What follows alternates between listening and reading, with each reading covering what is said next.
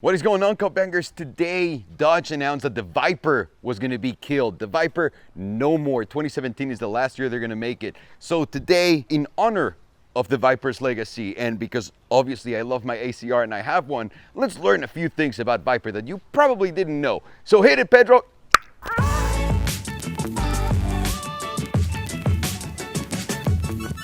There is a VIPER Alfa Romeo, or an Alfa Romeo VIPER. I am not kidding, and you guys can look it up. So the Zagato team, or Zagato as I would say it in Spanish, or Zagato as people in Spain would say, are the ones responsible for this. Apparently it's just a VIPER literally with the body panels of an Aston Martin. It looks insane. It's really cool, really cool. The VIPER GTS R actually won Le Mans 3 times thanks to the bunch of UK and French team racers, son. So the more you know.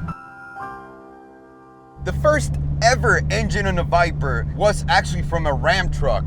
I swear to God, you can't make this up. They wanted to put that V10, they already had that in mind, but the engine was way too heavy, it was too expensive to do a hand-built aluminum engine, so what they did was, they just grabbed whatever V8 engine they had in there and put it into their car. And then the second engine was actually built by Lamborghini when Chrysler used to own Lamborghini, and that was the first V10 made out of aluminum, hand-built engine that they used.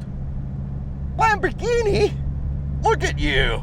The guy who was hired to build Team VIPER, and by that I mean the team who built the VIPER originally, came from Formula One. He is the guy who built that legendary turbo for Formula One. Bad ace, son. That is one piece of ace. The VIPER was originally not going to be named the VIPER. It was going to be named either the Python or the Sidewinder. And Bob Lutz, the head in charge of global project development, said, no way, homie, we're going to call this the VIPER.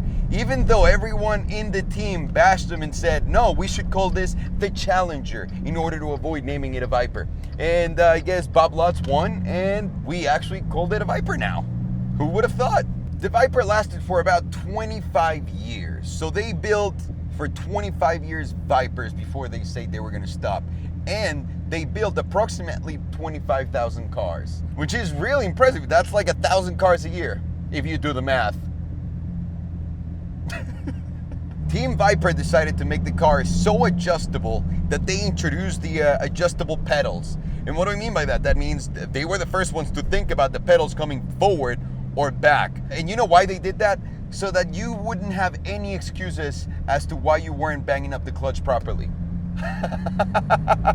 On a side note on that, when I called someone in Dodge and said, hey, you know what I'm doing? I'm going to be racing all these cars against your car against the 918, and I'm also going to race it against these. The only thing they said that was, oh, that was great, but make sure whoever's driving the car is not a pussy. That wins by far the title for the most badass thing any car maker has ever said to me. So, well done, Dodge. Well done. And those were a few things that I found interesting about the VIPER series. It's a great farewell to an amazing car. I'm gonna be keeping this boy for a while.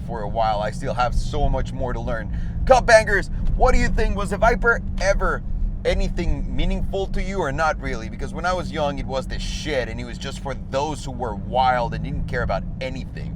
So to me, it is. Let me know in the comments down below. If you liked the video, please make sure to like it. If you're not subscribed, please, come on, subscribe. Don't make me beg you. Cupbangers, have a wonderful day. Thank you so very much for watching, and peace!